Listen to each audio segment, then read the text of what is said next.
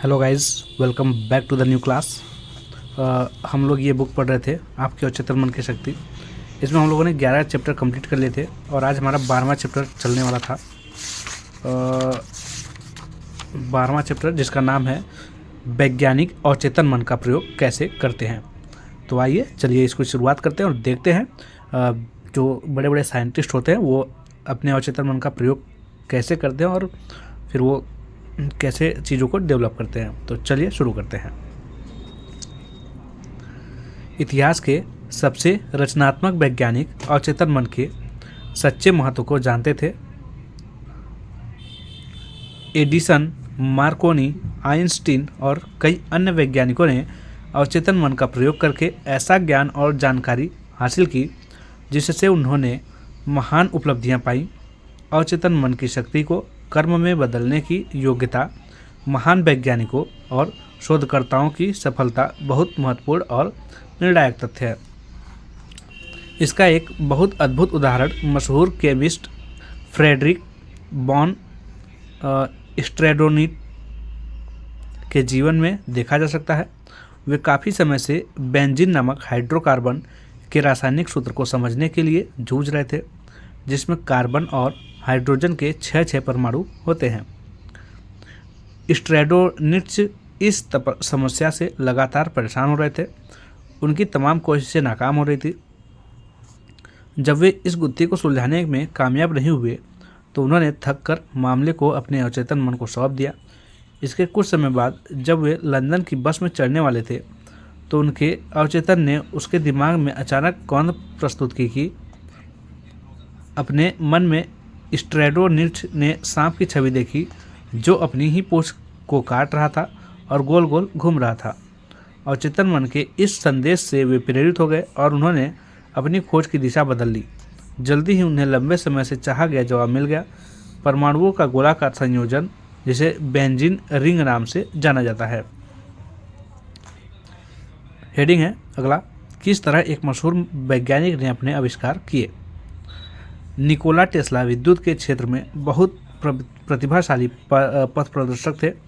विज्ञान म्यूजियमों में रखी टेस्ला कॉइल बच्चे को हमेशा बहुत पसंद आती है।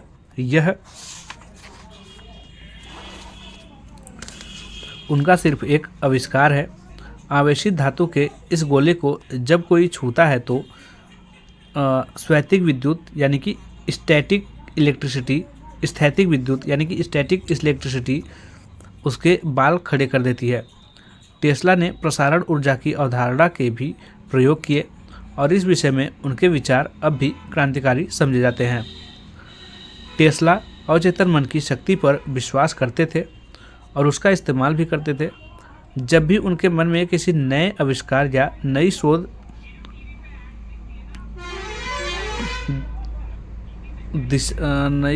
शोध दिशा का विचार आता था तो वे अपनी कल्पना में इसकी तस्वीर बनाते थे और फिर इसे अवचेतन मन के हवाले कर देते थे। वे जानते थे कि उनका अवचेतन मन इसे सही तरीके से पूरा बना देगा और उनके चेतन मन को वे सारी बातें बता देगा जो इसे साकार करने के लिए ज़रूरी है। हर संभावित सुधार पर शांति से मनन करने की वजह से गलतियां सुधारने में उनका जरा भी समय बर्बाद नहीं हुआ, क्योंकि गलतियां हुई ही नहीं। अपने साथ काम करने वाले तकनीशियनों को वे अपने मस्तिष्क से निकला आदर्श पूर्ण प्रोडक्ट देने में सक्षम थे। एक इंटरव्यू में उन्होंने कहा था, मेरा यंत्र हमेशा मेरी कल्पना के अनुरूप ही काम करता है। 20 सालों में इसका एक भी अपवाद नहीं है। किस तरह एक मशहूर प्रकृति वैज्ञानिक ने अपनी समस्या सुलझाई। हार्वर्ड यूनिवर्सिटी के प्रोफेसर लुई एगेसिज 19वीं सदी के सबसे मशहूर अमेरिकी प्रकृति मनोवैज्ञानिकों में से एक थे। उन्होंने अपने अवचेतन मन की महान शक्तियों को नींद में महसूस किया। नीचे दिया गया उदाहरण एगेसिज की जीवनी से लिया गया है, जिसे उनकी विधवा पत्नी ने लिखा है। वे 2 सप्ताह से एक पत्थर के टुकड़े पर संरक्षित फॉसिल की धुंधली छाप को समझने की कोशिश कर रहे थे। थकने और चकराने के बाद उन्होंने आखिरकार अपना काम एक तरफ रख दिया और उसे अपने दिमाग से निकालने की कोशिश की। इसके ठीक बाद एक बार आधी रात को जब उनकी नींद खुली तो उन्हें यकीन था कि सोते समय उन्होंने उसी मछली को देखा था जिसमें सभी खोए हुए अंग पूरी तरह से दिख रहे थे। लेकिन जब उन्होंने उस छवि को याद करने की कोशिश की तो अब उन्हें याद नहीं आई। बहरहाल वे यह सोचकर जार्डिन डेस प्लांटेस के पास एक बार फिर उस छाप को देखने गए ताकि शायद उससे उन्हें सपना याद आ जाए। यह कोशिश बेकार हुई। धुंधला रिकॉर्ड पहले जितना ही अस्पष्ट था। अगली रात को मछली उन्हें दोबारा दिखी, लेकिन परिणाम पहले से ज़्यादा संतोषजनक नहीं थे। पहले की तरह ही जागने पर छवि गायब हो गई। वही अनुभव एक बार फिर दोहराया जाएगा, इस उम्मीद में तीसरी रात को उन्होंने सोने से पहले अपने पलंग के पास एक पेंसिल और कागज़ रख लिया। हुआ भी यही। सुबह के करीब मछली एक बार फिर उनके सपने में आई, पहले तो अस्पष्टता से, लेकिन बाद में इतनी स्पष्टता से कि उन्हें इसके जैविक अंगों के बारे में जरा भी शंका नहीं रह गई थी। आधे सपने और पूरे अंधेरे में उन्होंने बिस्तर के पास रखे कागज़ पर मछली की आकृति बना ली। सुबह जब वे जागे तो अपने रात वाले स्केच में ऐसे अंग देखकर हैरान रह गए जिनके बारे में उन्हें लगता था कि फॉसिल में इनका मिलना असंभव था। वे जल्दी से जॉर्डिन डेस प्लांटिस के पास गए। स्केच के मार्गदर्शन से उन्होंने पत्थर की सतह को छेनी से छीला जिसके नीचे मछली के बाकी अंग छिपे हुए थे। जब मछली पूरी तरह से बाहर आ गई तो यह उनके सपने और स्केच के अनुरूप निकली तथा वे आसानी से इसका वर्गीकरण कर पाए। अगला हेडिंग है, किस तरह एक असाधारण डॉक्टर ने डायबिटीज की समस्या सुलझाई। 1920 के दशक में मशहूर कनाडाई डॉक्टर और शोधकर्ता डॉक्टर फ्रेडरिक बैटिंग ने अपना ध्यान डायबिटीज की ओर मोड़ा। उस वक्त तक चिकित्सा विज्ञान इस बीमारी की रोकथाम का कोई प्रभावी उपाय नहीं सुझा पाया था। डॉक्टर बैटिंग ने इस विषय पर प्रयोग करने और इस पर उपलब्ध अंतर्राष्ट्रीय साहित्य के अध्ययन में काफ़ी समय लगाया, लेकिन उन्होंने जो भी रास्ता खोजा वह बंद मिला। असफल कोशिशों के लंबे दिन के बाद एक रात को वे सो गए। नींद में अवचेतन मन ने उन्हें निर्देश दिया कि वे कुत्तों की बिगड़ी हुई पैनक्रिएटिक डक्ट से अवशेष निकाल लें। इस प्रेरणा से वे इंसुलिन की खोज कर पाए जो आज भी असंख्य लोगों की मदद कर रही है। आप ध्यान दें, डॉक्टर बैंटिंग काफ़ी समय से चेतन मन से इस समस्या को सुलझाने की कोशिश कर रहे थे। उनके अवचेतन ने इसके अनुरूप प्रतिक्रिया की। इससे यह निष्कर्ष नहीं निकलता है कि आपको भी हमेशा रातों रात जवाब मिल जाएगा। हो सकता है जवाब कुछ समय तक न मिले। हताश न हो। हर रात सोने से ठीक पहले समस्या अपने अवचेतन मन के हवाले इस तरह करते रहें जैसे आपने यह काम पहले कभी न किया हो। अगर समाधान मिलने में ज़्यादा देर लगे तो संभव है आप यह सोच रहे हों कि अवचेतन मन को सौंपा गया सवाल इतना बड़ा है कि उसे सुलझाने में लंबा समय लग जाएगा। यह हैरानी की बात नहीं है। आमतौर पर हम सभी को यकीन होता है कि हमारी समस्याएं मुश्किल है। अगर वे मुश्किल नहीं होती तो वे समस्याएं नहीं होती। बहरहाल यह सोच गलत है। आपका अवचेतन मन समय और स्थान के बंधन से परे है। यह यकीन करते हुए सोने जाए कि आपको जवाब अभी मिल गया है। यह घोषणा न करे कि जवाब का भविष्य में इंतजार करना पड़ेगा। परिणाम में आस्था रखें। इस पुस्तक को पढ़ते समय अभी विश्वास करें कि आपकी समस्या का एक जवाब है, एक आदर्श समाधान है। अगला हेडिंग है, किस तरह एक वैज्ञानिक सोवियत कॉन्सेंट्रेशन कैंप से भागा। Doctor Lothar von Blanck Schmidt प्रतिभाशाली इलेक्ट्रॉनिक्स इंजीनियर थे। द्वितीय विश्व युद्ध के दौरान उन्हें एक सोवियत कॉन्सेंट्रेशन कैंप में कैद कर दिया गया। वे अपने बचाव और अंततः आज़ादी की ओर भाग निकलने का श्रेय अपने अवचेतन मन की शक्तियों को देते हैं। मैं रूस में एक कोयला खदान में युद्धबंदी था और मैंने जेल के अहाते में अपने चारों तरफ लोगों को मरते देखा।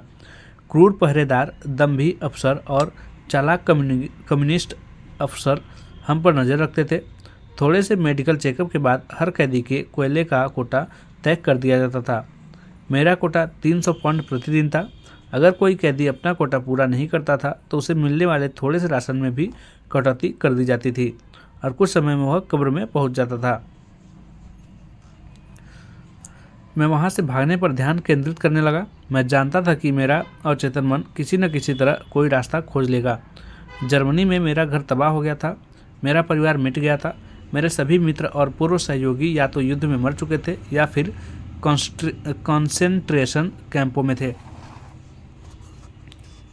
मैंने अपने अवचेतन मन से कहा, मैं लॉस एंजलिस पहुंचना चाहता हूं और तुम्हें रास्ता खोजना है। मैंने लॉस एंजलिस की तस्वीरें देखी थी और मुझे कुछ सड़कें और इमारतें बहुत अच्छी तरह याद थी। मैं उन्हें बार बार याद करने लगा। हर दिन हर रात मैं कल्पना करता था कि मैं विलशायर रोड पर एक अमेरिकी लड़की के साथ टहल रहा हूँ जिससे मैं युद्ध से पहले बर्लिन में मिला था। अब वह मेरी पत्नी है। मेरी कल्पना में हम स्टोर्स में गए, बसों में यात्रा की और रेस्टोरों में भोजन किया। हर रात मैं खास तौर पर खुद अपनी काल्पनिक अमेरिकी कार में लॉस एंजलिस की सड़कों पर इधर उधर जाते देखता था। मैंने यह सब बहुत स्पष्ट और वास्तविक बना लिया। मेरे मस्तिष्क में ये तस्वीरें उतनी ही वास्तविक या स्वाभाविक थी जितनी कि कंसंट्रेशन कैंप के बाहर लगा पेड़। हर सुबह प्रमुख पहरेदार लाइन में खड़े कैदियों को गिनता था। वह कहता था 1 2 3 आदि। एक दिन जब 17 नंबर पुकारा गया जो मेरा क्रम था तो मैं अलग खड़ा हो गया। इस बीच पहरेदार को किसी ने एक आध मिनट के लिए बुलवा लिया और वापस लौटने पर उसने गलती से अगले आदमी को 17 नंबर के रूप में गिन लिया। जब शाम को कैदी लौटे तो उनकी संख्या पूरी निकली। किसी को पता नहीं चला कि मैं नहीं लौटा हूँ और मैं जानता था कि यह पता चलने में उन्हें काफ़ी समय लगेगा। मैं बिना किसी के पता चले कैंप से बाहर निकल गया और 24 घंटे तक पैदल चलता रहा। अगले दिन मैंने एक वीरान कस्बे में आराम किया। मैं मछली पकड़कर और कुछ जंगली पक्षियों का शिकार करके जिंदा रहा। मैंने पोलैंड जाने वाली कोयले की ट्रेनें देखी और रात को उनमें यात्रा की जब तक कि आखिरकार मैं पोलैंड नहीं पहुंच गया। दोस्तों की मदद से मैंने लूसर्न स्विट्जरलैंड का रुख किया। एक शाम पैलेस होटल लूसर्न में मैंने एक अमेरिकी व्यक्ति और उसकी पत्नी से बात की। उस आदमी ने मुझसे पूछा कि क्या मैं सांता मोनिका कैलिफोर्निया में उनके घर अतिथि बनना चाहता हूँ। मैंने स्वीकार कर लिया। लॉस एंजलिस पहुंचने पर मैंने पाया कि उनका शोफर मुझे विलशायर रोड तथा कई अन्य सड़कों पर ले जा रहा था जिनकी स्पष्ट कल्पना मैंने रूसी कोयला खदान में महीनों तक की थी। मैंने उन इमारतों को पहचान लिया जिन्हें मैं अपने मन में इतनी बार देखा था। ऐसा लग रहा था जैसे पहले भी लॉस एंजलिस आ चुका हूँ। मैं अपनी मंजिल तक पहुँच गया।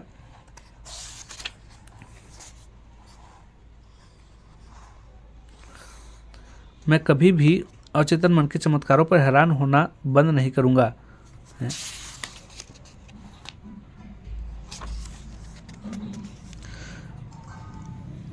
सचमुच इसके पास ऐसे तरीके होते हैं जिनके बारे में हम कुछ भी नहीं जानते हैं। अगला है पुरातत्ववेत्ता किस तरह प्राचीन दृश्यों को दोबारा बनाते हैं। आपके अवचेतन मन में मानव जाति के इतिहास में हुई हर चीज़ की स्मृति होती है। प्राचीन खंडहरों और पूर्व संस्कृतियों के लोगों द्वारा छोड़ी गई असंख्य वस्तुओं का अध्ययन करने वाले पुरातत्ववेत्ता अपने काम में काल्पनिक अनुभूति का बेहतरीन प्रयोग कर सकते हैं। उनका अवचेतन मन प्राचीन दृश्यों के पुनर्निर्माण में उनकी सहायता कर सकता है। मृत अतीत दोबारा सजीव बन सकता है। वैज्ञानिक इन प्राचीन इमारतों के टुकड़ों को देखता है और पूर्व सभ्यताओं के बर्तनों, मूर्तियों, औजारों तथा घरेलू सामानों का अध्ययन करता है। अपने शाश्वत मस्तिष्क के डाटा बैंक द्वारा वैज्ञानिक यह जानने में सक्षम होता है कि ये वस्तुएं कब, कैसे और क्यों बनाई गई। वैज्ञानिक की पैनी एकाग्रता और अनुशासित कल्पना अवचेतन मन की निहित शक्तियों को जगा देती है। यह उसे प्राचीन स्तंभों पर छतों की कल्पना करने में समर्थ बनाती है और इमारत के चारों तरफ बगीचों, तालाबों तथा फव्वारों की कल्पना करने में भी। कंकाल पर आंखें नसों और मांसपेशियों का लबादा डाल दिया जाता है और वे एक बार फिर बोल तथा चल सकते हैं। मृत अतीत जीवंत वर्तमान बन जाता है और हम पाते हैं कि मस्तिष्क में समय का या स्थान की कोई दूरी नहीं होती है। अनुशासित, नियंत्रित और निर्देशित कल्पना से आप हर युग के सबसे महान वैज्ञानिकों और प्रेरित चिंतकों के साथी बन सकते हैं। अगला हेडिंग है अपने अचेतन मन से मार्गदर्शन कैसे पाएं। जब आपको कोई मुश्किल निर्णय लेना हो या जब आप अपनी समस्या का समाधान न देख पा रहे हो तो तत्काल इसके बारे में सृजनात्मक सोचने लगें। अगर आप भयभीत और चिंतित रहेंगे तो आप सचमुच सोच नहीं पाएंगे। सच्ची सोच डर से मुक्त होती है। यहाँ पर एक आसान तकनीक दी जा रही है जिसके द्वारा आप किसी भी विषय पर मार्गदर्शन पा सकते हैं। पहला, मस्तिष्क को शांत कर लें और शरीर को स्थिर कर लें। शरीर को आराम से रहने को कहें। इसे अपना आदेश मानना ही पड़ेगा। इसकी कोई इच्छा, पहल या आत्मचेतना नहीं होती है। आपका शरीर सिर्फ एक भावात्मक डिस्क है जो आपके विश्वासों और तस्वीरों का रिकॉर्ड रखती है। दूसरा है अपने ध्यान को गतिशील कर लें। अपने विचार समस्या के समाधान पर केंद्रित कर लें। तीसरा, इसे अपने चेतन मन से सुलझाने की कोशिश करें। चौथा, सोचें कि आप आदर्श समाधान पर किस तरह खुशी जाहिर करेंगे। अगर आपको आदर्श जवाब इसी समय मिल जाए तो कल्पना करें कि आपको कैसा लगेगा। पाँचवा, अपने मस्तिष्क को खुशी और संतुष्टि के इस मूड से शिथिल तरीके से खेलने दें, फिर सो जाएं। छठा, जागने पर अगर आपको जवाब नहीं मिले तो किसी दूसरे काम में जुट जाए। संभव है किसी दूसरे काम में व्यस्त रहने पर जवाब खुद ब खुद आपके दिमाग में आ जाए। अवचेतन मन से मार्गदर्शन पाने में आसान तरीका ही सबसे अच्छा है। इसका एक उदाहरण देखें। एक बार मेरी एक कीमती अंगूठी खो गई जिसे पारिवारिक निशानी था। मैंने हर जगह उसकी तलाश की लेकिन वह कहीं नहीं मिली। मैं इस नुकसान से चिंतित और दुखी था। उस रात मैंने अपने अवचेतन मन से उसी तरह बात की जिस तरह मैं किसी और से बात करता हूँ। सोने से पहले मैंने इससे कहा, तुम सब कुछ जानते हो। तुम जानते हो कि वह अंगूठी कहाँ है और तुम मुझे बताओगे कि वह कहाँ है। सुबह में अचानक इन शब्दों की गूंज के साथ जगा, रॉबर्ट से पूछो। यह मुझे बहुत अजीब लगा। मैंने जिस रॉबर्ट को जानता था वह तो मेरे पड़ोसी का 9 साल का बेटा था। उसे मेरी अंगूठी के बारे में भला क्या और क्यों पता होगा। बहरहाल मैंने अपने अवचेतन की आंतरिक आवाज़ का पालन किया। मैंने रॉबर्ट को उसके आंगन में देखा और मैंने उससे अंगूठी के बारे में बताया। मैंने पूछा, तुमने ऐसी अंगूठी देखी तो नहीं है? उसने जवाब दिया, ज़रूर। दरअसल वह मुझे कल लुका छिपी खेलते समय झाड़ियों में मिली थी। मुझे नहीं पता था कि वह किसकी है, इसलिए मैं इसे अंदर ले गया और अपनी डेस्क पर रख दी। मैं इसके बारे में साइन बोर्ड लिख कर लगाना चाहता था लेकिन भूल गया। अवचेतन मन आपको हमेशा जवाब दे देगा बशर्ते आप इस पर भरोसा करें। अगला हेडिंग है उसके अवचेतन ने उसके पिता की वसीयत की जगह बता दी। ह्यूगो आर नामक युवक ने लॉस एंजलिस में मेरे भाषण सुने। उसने मुझे अवचेतन मन की शक्ति के बारे में अपना अनुभव बताया। उसके पिता का अचानक देहांत हो गया था और ऐसा लग रहा था कि उन्होंने कोई वसीयत नहीं छोड़ी थी। बहरहाल उसकी बहन ने उसे बताया कि उनके पिता ने एक बार अपनी वसीयत बनाने का जिक्र किया था और उसे बताया था कि उन्होंने सब में न्यायपूर्ण बंटवारा किया था। ह्यूगो को एहसास था कि अगर उसके पिता की वसीयत नहीं मिली तो जायदाद राज्य के नियमों के आधार पर बटेगी जो शायद उसके पिता की इच्छाओं के अनुरूप नहीं होगी। इसके अलावा कानूनी फीस में ज़्यादातर जायदाद चली जाएगी। उसने और उसकी बहन ने हर जगह तलाश की लेकिन उन्हें वसीयत कहीं नहीं मिली। हताश होकर वे सोचने लगे कि वसीयत है भी या नहीं। तभी ह्यूगो को अवचेतन मन के प्रयोग के बारे में सीखी बातें याद आई। सोने से पहले उसने अपने अवचेतन मन से कहा, मैं अब इस आग्रह को अपने अवचेतन मन के हवाले करता हूँ। मेरा अवचेतन मन जानता है कि मेरे पिता की वसीयत कहाँ है और यह मुझे वह जगह बता रहा है।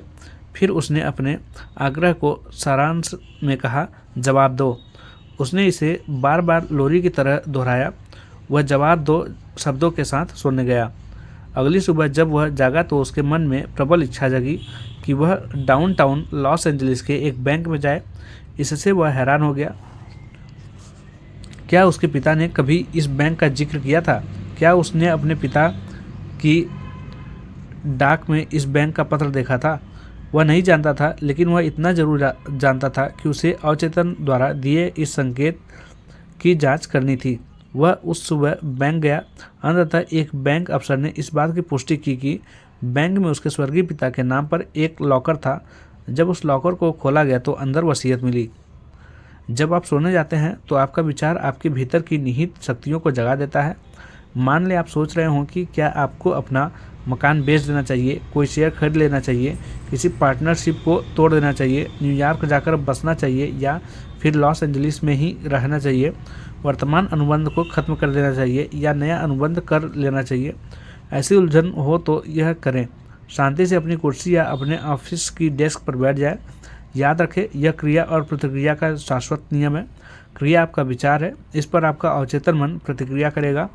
अवचेतन मन प्रतिक्रियाशील है, यह इसकी प्रकृति है। यह जवाब देता है, पुरस्कार देता है और लौटाता है। यह अनुरूपता के नियम का पालन करता है। यह विचार के अनुरूप प्रतिक्रिया करता है। जब आप सही कर्म पर मनन करते हैं तो आपको अपने भीतर ऐसी प्रतिक्रिया महसूस होगी जो आपके अवचेतन मन का मार्गदर्शन या जवाब होगी। मार्गदर्शन चाहते समय अपनी शांति से सिर्फ सही कर्म के बारे में सोचें। इसका मतलब है कि आप अपने अवचेतन मन में रहने वाली असीमित बुद्धिमत्ता का उस बिंदु तक प्रयोग कर रहे हैं जहां यह आपको प्रयोग शुरू कर दे। उसके बाद आपकी कार्य की दिशा आपकी कल्पनावादी ज्ञान द्वारा निर्देशित और नियंत्रित होती है, जो सब कुछ जानता है और सर्वशक्तिमान है। आपका निर्णय सही होगा, सही काम ही होगा, क्योंकि सही काम करने के लिए आप पर अवचेतन का दबाव है।